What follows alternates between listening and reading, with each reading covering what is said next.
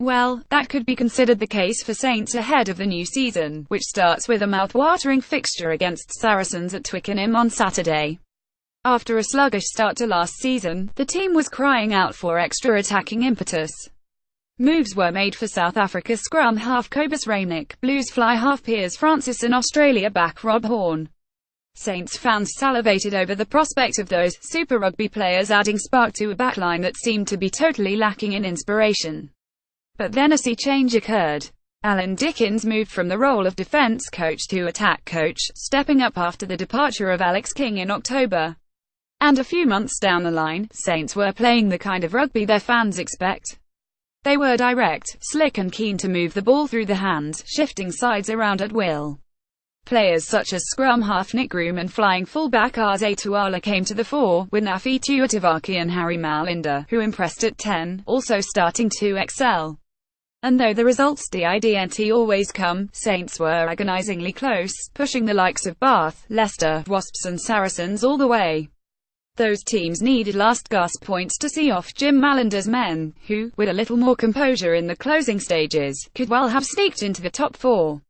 Saints have continued their attacking improvement during pre-season, putting 11 tries past the Dragons and 9 past Ulster. And while you can't read much into pre-season results, you can read something into performances and the style of play. Saints do not want to revert to blood, sweat and tears rugby this season. They want to add to the confidence they gained from 3 successive wins at the conclusion of the previous campaign, which catapulted them into the Champions Cup. And what the new players will give is not only extra ideas, but added depth. All in all, you can guarantee this season certainly won't be a boring one. But there is no doubt Saints have to address the defensive issues that blighted their chances of making the top 4 last time round. Between February and April they conceded 30 or more points in 5 of 8 matches. They discovered that with attacking adventure comes defensive danger, and they will need to strike a better balance this time round. But if they can do that, they can not only be the great entertainers, but they can also find the consistency they have been so desperate for during the past 2 seasons. Let's get it right, finishers of 5th and 7th since they topped the table in 2015 have not gone down well with players, coaches or fans. Saints expect more, and if they can make a statement in the early stages of the campaign, they will set themselves up nicely for the season. But that is a big if.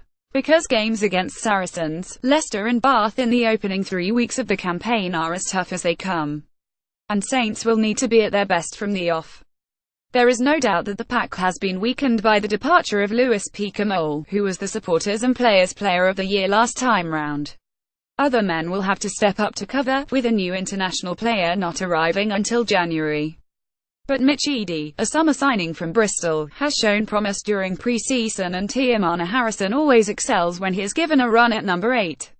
It is all about putting faith in players, especially the youngsters, with high hopes for the likes of Lewis Ludlam, David Ribbons, Tom Stevenson, Harry Malinda and, in particular, Tom Collins, this season.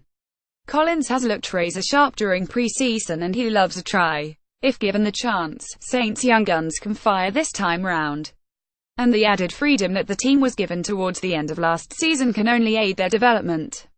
Saints are not being tipped by many to contend for the title this season. But with England captain Dylan Hartley, who knows a bit about leading teams to trophies, in charge and a group of hungry players at their disposal, you never know. Saints have not met their high standards in recent times, but if they can get off to a flying start, there is no reason why they shouldn't this season. Strap yourselves in because it looks like it's going to be quite a ride.